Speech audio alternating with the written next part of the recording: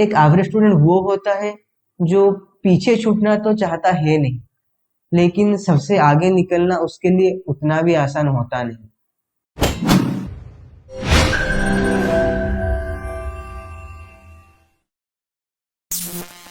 Hello guys, स्वागत है आप सभी का कैप्टन बायोलॉजी यूट्यूब चैनल में।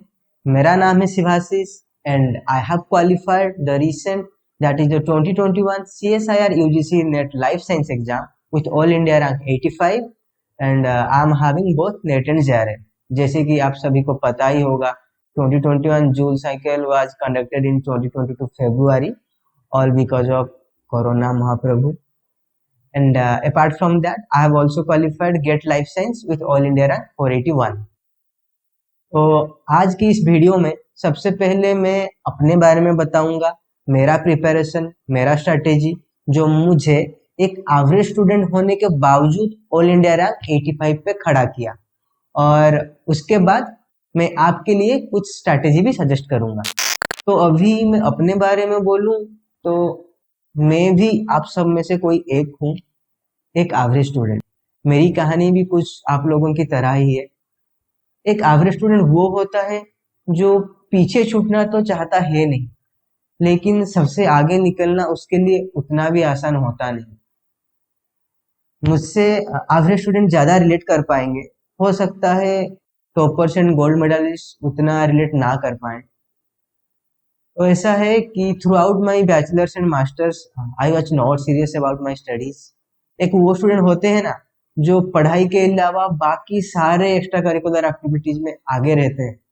I was that kind of student. पर हाँ, पढ़ लेता था मैं एग्जाम से पहले, और ठीक ठाक एवरेज मार्क्स आ भी जाते थे।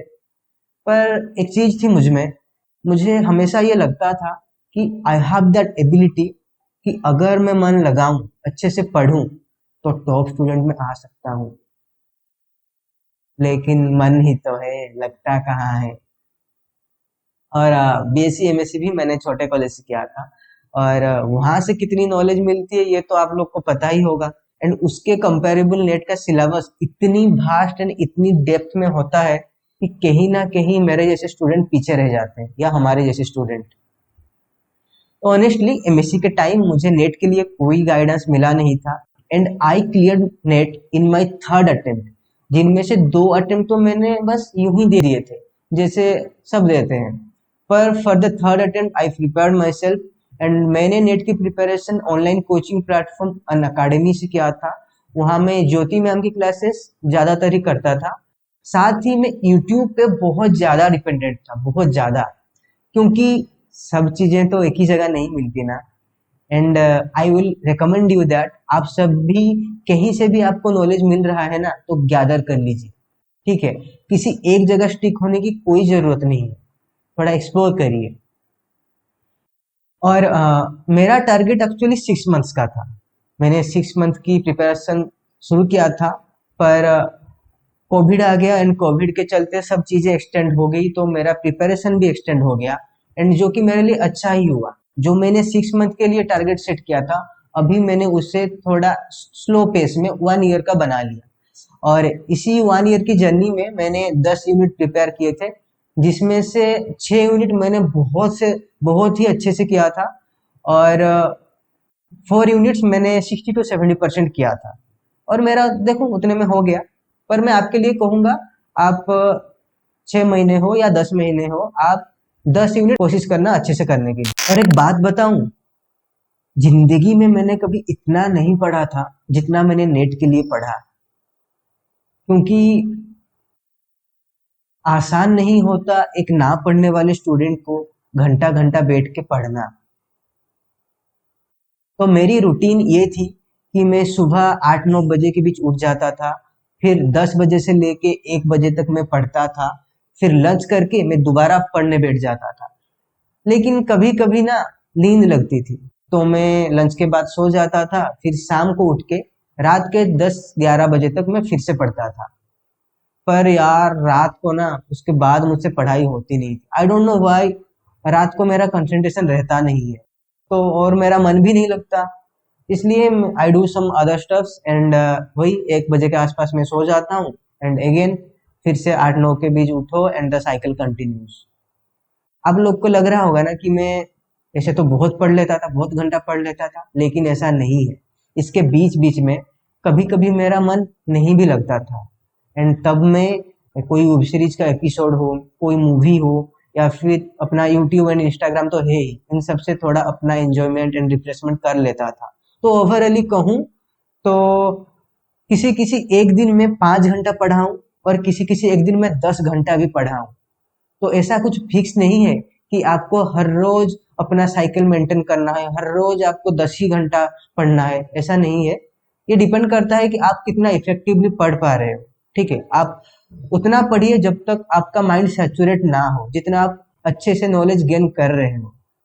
ठीक है, तो यहाँ क्वेश्चन ये है, मैं इतना बैठ कैसे जाता था या इतना पढ़ कैसे लेता था? क्योंकि being a fun loving person आसान नहीं होता है पढ़ना। तो मेरा इसके पीछे का मोटिवेशन ये था कि मुझे मेरा पर्पस दिख गया था, मुझे इंडिपेंडेंट होना था, एंड कुछ अदर रीजंस भी थे। तो आगे अपनी पसंद की लाइफ जीने के लिए नेट अभी क्लियर करना बहुत जरूरी था, अभी नहीं तो कभी नहीं। फिर मैंने शुरू किया। स्टार्टिंग में आसान नहीं था, धीरे धीरे आदत बनाया मैंने। हर बार खुद को यही याद दिलाता था कि क्यों क्यों चाहिए मुझे नेट। फिर मैं पढ़ता गया, और धीरे धीरे मजा भी आने लगा, क्योंकि जो चीजें कभी नहीं पढ़ी थी अभी वो जानने को मिल रहा था। और फिर मैंने अपनी कंसिस्टेंसी भी मेंटेन करी, पर बीच में डिस्टरबेंसेस भी होती थी। जैसे कभी कहीं ट्रैवल करना रहता था, या फिर दोस्तों के साथ कहीं जाना होता था, या फिर मान लो कोई फीस्ट है दोस्तों के साथ, तो वहां भी मैं अपने सपने के लिए टाइम निकाल लेता था। जैसे बस में हो या ट्रेन में हो, कुछ नोट्स या कुछ कंटेंट्स में अपने फोन में हमेशा रखता था। जब कहीं थोड़ा टाइम मिलता था मैं उनको देख लेता था। देखो, इतना कहूंगा कि प्रॉब्लम्स एंड डिस्टरबेंसेस सबकी लाइफ में है, पर आगे वही बढ़ता है जो इन सब चीजों को मैनेज करके अपने गोल पे फोकस रहता है। कहानी अर्जुन की तो जानते ही होंगे, उन्होंने किस तरह से मछली की आंख पे तीर मारा था। वे बिल्कुल वैसे ही हमें फोकस रहना है। थोड़ा सा भी इधर उधर भटक गए ना तो फिर गया। जैसे कि बहुत सारे स्टूडेंट्स हैं, वो क्या करते हैं जब नेट के लिए प्रिपेयर होते हैं, तो उसी पीरियड में जैसे साइड में कोई जॉब का एग्जाम हो गया, इंटरव्यू होगा, उसके लिए प्रिपेयर करना स्टार्ट कर देते हैं, बीच बीच में वो भी देने लगते हैं। तो ऐसे करने से ना आपकी जो फ्लो है वो ब्रेक हो जाएगी, और सबसे बड़ी चीज, आपकी जो कॉन्सेप्ट के साथ कनेक्टिविटी है वो टूट जाएगी। तो ऐसा मत करिए, आप अपना पूरा फोकस लाइफ साइंस पे रखिए, ताकि आप नेट, डीबीटी, आईसीएमआर ये सब आप क्लियर कर लें। और एक और चीज, आप देखे होंगे बहुत सारे ऐसे भी लोग हैं जो कि कहीं एंगेज्ड हैं, कहीं पे जॉब करते हैं, वो भी नेट क्वालिफाई कर लेते हैं।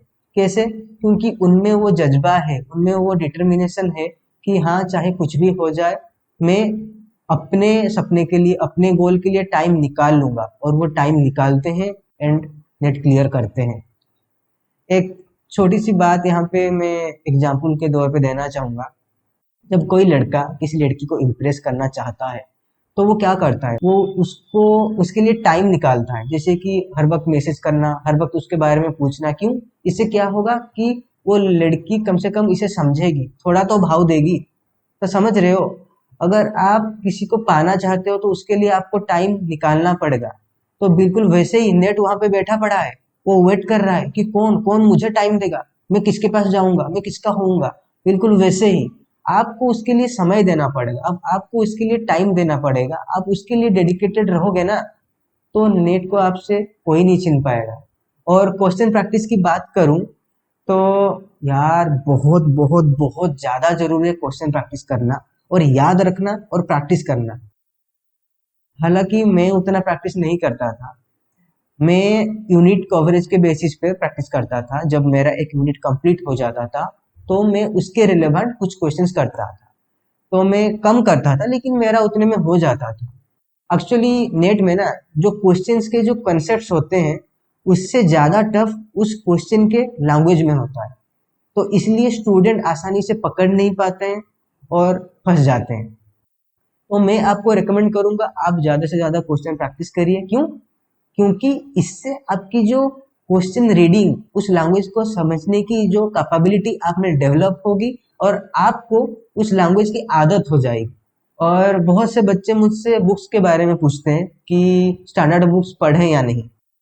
तो यार उनके लिए कहना चाहूंगा कि यार जो कोई भी तुम्हें कहता है ना कि स्टैंडर्ड बुक्स पढ़ो, यार मत सुनो उनकी बात।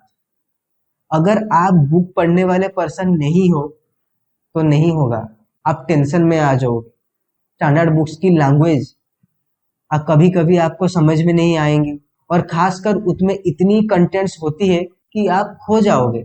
लेकिन अगर आपको पढ़ना ही है तो आप इस बुक से पढ़ सकते हो, लाइफ साइंस।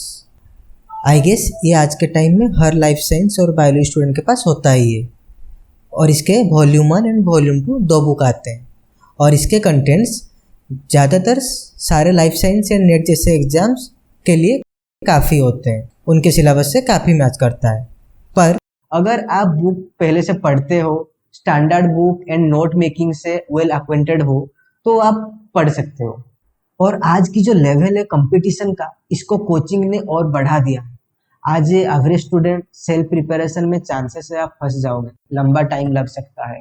इसलिए आई विल सजेस्ट कि आप अपने बजट के हिसाब से कोई एक कोचिंग ज्वाइन कर लो। इससे आपको एनवायरनमेंट भी मिलेगा और गाइडेंस भी मिलेगा। देखिए मेरा मानना है किसी भी स्टूडेंट के लिए नेट क्लियर करने के लिए दो फैक्टर बहुत मैटर करती है, जिसमें से फर्स्ट है गाइडेंस, क्योंकि सिलेबस बहुत वास्ट है, आप खो सकते हो। तो बहुत जरूरी है ये जानना कि क्या कहाँ तक पढ़ना है, पर उससे भी ज्यादा जरूरी है ये जानना कि क्या क्या नहीं पढ़ना है। एक बाउंड्री सेट करनी होती है और इसके लिए गाइडेंस की जरूरत होती है। And guide can be anyone who has clear NET, your friend, your junior, your senior, your teacher और एनी कोचिंग इंस्टीट्यूट। और अब तो यूट्यूब पे भी है। अगर आप सेल्फ स्टडी कैटेगरी के स्टूडेंट हो, then you should reach out to someone in your circle जिसने नेट क्लियर किया हो एंड ही और सी कैन गाइड यू। और अगर आप कोचिंग इंस्टीट्यूट के स्टूडेंट हो, फिर तो आपके पास गाइडेंस होगी ही। सेकंड फैक्टर है मोटिवेशन, क्योंकि इतना पढ़ते पढ़ते आप थक जाओगे या बोर हो जाओगे या डर जाओगे। अजीब अजीब सी फीलिंग आने लगती है, जैसे 45 फेल, अगर मेरे से नहीं हुआ तो, ये सब। तो देखो यार, डर सबको लगता है, घबराते सभी हैं। और हर किसी को किसी एक टाइम पे मोटिवेशन की जरूरत होती है और वो मोटिवेशन हम बाहर से ढूंढ सकते हैं, जैसे यूट्यूब। आजकल यूट्यूब पे कितने सारे मोटिवेटिंग पर्सन्स हैं और वीडियोज भी है ना। लेकिन कब तक आप दूसरों से मोटिवेट होते रहोगे? जब तक आप दूसरों पे डिपेंडेंट हो तब तक आप कमजोर हो। और वो इंसान हर बार आपको मोटिवेट करने के लिए आपके पास नहीं होगा। तो इससे बेटर है आप खुद को मोटिवेट कीजिए। कुछ भी कहिए खुद से, सच झूठ कुछ भी जो आप में जोश भर दे। अरे सबसे बड़ी मोटिवेशन तो वो होगी जो आप खुद से पूछेंगे, क्यों तूने नेट चूज किया था, क्यों तेरे लिए नेट क्लियर करना इतना जरूरी है, क्यों। और इसके जो आंसर्स आएंगे ना, ये आपको पुश करेंगे और वापस ट्रैक पे ला के बैठा देंगे। यहाँ मेरा ये कहने का मोरल ये था, you should find that purpose of clearing net even before you start your preparations. वही पर्पज तुम्हें पुल करेगा, मोटिवेट करेगा। और वो कहते हैं ना, if you know why you want it then the how is easier. तो अभी आप लोगों के लिए स्ट्रैटेजी की बात करूं तो मैं आपको एक 6 मंथ की प्लानिंग और एक 1 ईयर की प्लानिंग बताऊंगा। पर दोनों के लिए एक चीज कॉमन है, वो है आप पहले सिलेबस डाउनलोड करके उसका प्रिंट आउट निकलवा के अपने स्टडी टेबल के सामने या फिर आसपास के किसी भी दीवार में चिपका दीजिए जहां पे आपकी नजर रेगुलरली पड़ती हो। ईच यूनिट एंड उसके अंडर के जो टॉपिक्स है उनकी पहचान होना बहुत जरूरी है। तो अभी 6 मंथ्स वालों के लिए ये मैं सिर्फ उन्हीं के लिए रेकमेंड करूंगा जिनकी की बेसिक्स पे कमांड अच्छी है। बेसिक्स मतलब जब आप सिलेबस देख रहे हो आपको ये लगना चाहिए कि काफी सारे यूनिट्स, काफी सारे टॉपिक्स के बारे में आपको ऑलरेडी आइडिया है। यानी आप सिलेबस देख के घबरा नहीं रहे। और उसके बाद आप अपने पसंद के कुछ यूनिट सिलेक्ट कर लेना जो आपको इंटरेस्टिंग एंड इजी लगते हैं, या फिर जिनको पढ़ने में आपको समझ और मजा दोनों आएगा। करीब 6 यूनिट तो आपके पास ऐसे होने ही चाहिए।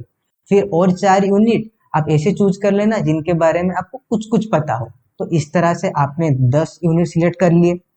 पर याद रखना, आपको 10 यूनिट तो करना ही करना है, और कोशिश करना ये 10 यूनिट को बहुत ही अच्छे से करने की।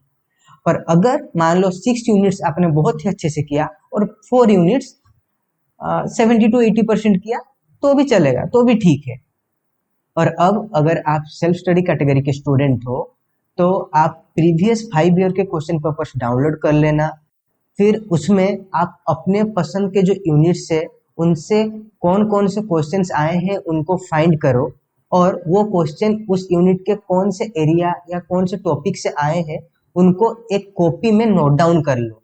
जैसे आपने सारे टॉपिक्स को नोट डाउन कर लिया, उन टॉपिक्स को 2 कॉलम में डिवाइड करो। एक बनेगा मोस्ट फ्रीक्वेंटली आस्क्ड क्वेश्चंस, एक बनेगा लिस्ट फ्रीक्वेंटली आस्क्ड क्वेश्चंस। तो जो मोस्ट फ्रीक्वेंटली आस्क्ड क्वेश्चंस है उनको सिलेबस में मार्क करो और 1 by 1 रीड करके कंप्लीट करो। एंड एट द एंड अगर आपके पास टाइम बचा तो जो लीस्ट फ्रीक्वेंट एरियाज वाले टॉपिक्स हैं उनको उनको भी एक बार रीड कर लेना। और अब अगर आप कोचिंग के स्टूडेंट हो then you guys are tension free. Just follow your educator, जैसे वो पढ़ाए पढ़ते जाओ। आप कोशिश करना एवरी मंथ 2 यूनिट्स कंप्लीट करने की। कुछ डेज एक्सटेंड हो भी जाए तो चलेगा, क्योंकि कुछ यूनिट्स लेंदी होते हैं तो कुछ शॉर्ट होते हैं, तो मैनेज हो जाएगा। ऐसे में at the end of 5 months आपके 10 यूनिट्स कंप्लीट हो जाएंगे। पर याद रहे, इसी बीच आपको उन कंप्लीटेड यूनिट्स की रिवीजन और क्वेश्चन प्रैक्टिस भी करना है। मान लो आपने 1 यूनिट कंप्लीट कर ली तो ट्राई करना कि नेक्स्ट 30 डेज के अंदर उस यूनिट की एक क्विक रिवीजन देने की, नहीं तो सब भूल जाओगे। और नेट की दिक्कत यही है कि स्टूडेंट्स पढ़ते तो सब कुछ है पर सब रिवाइज नहीं कर पाते, और रिवाइज नहीं कर पाते तो याद नहीं रहता। अब याद नहीं रहता तो एग्जाम हॉल में सारे क्वेश्चंस लगेंगे, अरे ये तो पढ़ा था, ये तो मैं अटेंड करके जाऊंगा। और जब रिकॉल नहीं कर पाएंगे तो ऑप्शंस में कंफ्यूज हो जाएंगे, और एट द एंड जो क्वेश्चन आता भी होगा उसी को गलत करके आएंगे। याद रखना, revision is the key to success. आप जितना ज्यादा रिवाइज करेंगे आपकी चांसेस उतनी ज्यादा है सिलेक्शन के। चाहे आप कम ही कॉन्सेप्ट पढ़ो पर उन कॉन्सेप्ट को इतनी बार रिवाइज कर लो कि उससे आने वाला क्वेश्चन आपसे नींद में भी गलत ना हो। 10 यूनिट्स की 6 से 10 बार रिवीजन हो गया ना तो यार नेट को तुमसे कोई नहीं ले पाएगा। Just believe in yourself and in the process in which you are going. जो क्वेश्चन प्रैक्टिस की बात है वो आप ऐसे कर सकते हो कि आप एक टॉपिक कंप्लीट होने के बाद क्वेश्चन कर लेना, या फिर एक यूनिट कंप्लीट होने के बाद उसके क्वेश्चन लगा लेना, जैसा आपको ठीक लगा। मैं तो एक यूनिट कंप्लीट होने के बाद ही क्वेश्चन करना प्रीफर करता था। और आखिर के एक मंथ में, लास्ट 5 मंथ्स में आपने जितना जो भी पढ़ा है उन सबको एक क्विक रिवीजन देने की कोशिश करना। कोशिश क्या करना, एक क्विक रिवीजन देना ही पड़ेगा। और एग्जाम डेट से ठीक एक वीक पहले से आप मॉक टेस्ट लगाना शुरू कर देना, चाहे ऑनलाइन या तो आप मोस्ट रिसेंट एग्जाम के कोई भी एक पेपर उठा के 3 घंटा खुद से सेट करके और बाद में उसके सॉल्यूशन पेपर से मार्क्स इवैल्यूएट कर लेना। एक इवैल्यूएशन जरूरी होता है, इससे आपकी कॉन्फिडेंस डेवलप होती है या तो कॉन्फिडेंस घट जाती है। पर जहाँ तक आपने अगर तैयारी की है तो आपकी इवैल्यूएशन सही आएगी, मार्क्स ठीक आएंगे और आपकी कॉन्फिडेंस भी बढ़ जाएगी। ठीक है। और एग्जाम से प्रीवियस डे में आपको कुछ नहीं पढ़ना है और ना ही आपको कोई मॉक टेस्ट देना है। बस जो भी आपको इम्पोर्टेंट लगे, जैसे कि कोई चार्ट हो, कोई टेबल हो, कोई ग्राफ हो या फिर कोई पाथवे, इन सबको एक बार लुक ओवर कर देना और देख के एग्जाम हॉल चले जाना। बस हो गया, that's it, you are ready to go. और अभी जो लोग 1 ईयर का टारगेट लेके प्रिपरेशन करेंगे उनके लिए कहूँ तो ज़्यादातर मैं ये उनके लिए रेकमेंड करता हूँ जो अपने एमएससी के सेकेंड सेम या फिर थर्ड सेम में है, या फिर जिनकी एमएससी कंप्लीट हो गई है लेकिन उनकी बेसिस उतनी स्ट्रॉन्ग नहीं है। तो देखो यार, 1 ईयर इज एनफ टाइम। जो मैंने 6 मंथ्स का बताया बस आप उसको थोड़ा स्लो पेस में करिए और कुछ करना है नहीं। जैसे कि आपने मान लो कि अभी पढ़ना स्टार्ट किया और पढ़ने के बाद आपको कोई टर्म या फिर कोई छोटा सा टॉपिक आपको समझ में नहीं आ रहा है, तो आप उसको गूगल कर लो या फिर थोड़ा यूट्यूब पे सर्च कर लो और उसको समझ लेने के बाद आप वापस से वहीं से कंटिन्यू कर लेना। और जैसे मैंने बताया कि 5 महीने में 10 यूनिट करना है, अभी आप उसी 10 यूनिट को आराम से अच्छे से टाइम दे के 10 महीने में कर सकते हो। तो 10 महीने में 10 यूनिट्स और उसके 6 से 10 बार रिवीजन, साथ ही उसके क्वेश्चन प्रैक्टिस, ये सब हो जाएगा और होना भी चाहिए। और रही क्वेश्चन प्रैक्टिस की बात, तो जैसे मैंने बताया 1 यूनिट के बाद आप कर सकते हो या फिर एक टॉपिक के बाद कर सकते हो। और रही बात आखिरी 2 महीने में क्या करना है, आखिरी 2 महीने में अपने लास्ट 10 मंथ में जितना जो कुछ भी पढ़ा है उसको ज़्यादा से ज़्यादा जितना हो सके क्विक रिवीजन देना और क्वेश्चन प्रैक्टिस पे थोड़ा ज़्यादा फोकस करना, ठीक है। और वही एग्जाम के जस्ट 10 to 15 डेज पहले कंटिन्यूस मॉक टेस्ट देते रहना हर रोज, और एग्जाम से जस्ट प्रीवियस डे में कुछ मॉक टेस्ट नहीं देना, ना कुछ पढ़ना है, बस जो आपको इम्पोर्टेंट लगे 400 ग्राफ्सो या फिर पाथवेज, बस उन्हीं को देखना है, बस हो गया, you are ready to go. चलो, and I wish you all the best, अच्छे से प्रिपेयर करना, अच्छे से एग्जाम देना एंड गुड लक। और अगर आपको मेरा ये वीडियो एंड गाइडेंस अच्छा लगा तो जाते जाते लाइक कमेंट और सब्सक्राइब करना तो बनता है ना, साथ ही अपने दोस्तों के साथ भी शेयर करिए जिनको की गाइडेंस की जरूरत है। और हम मिलेंगे फिर से एक नए वीडियो में, टिल देन टेक केयर।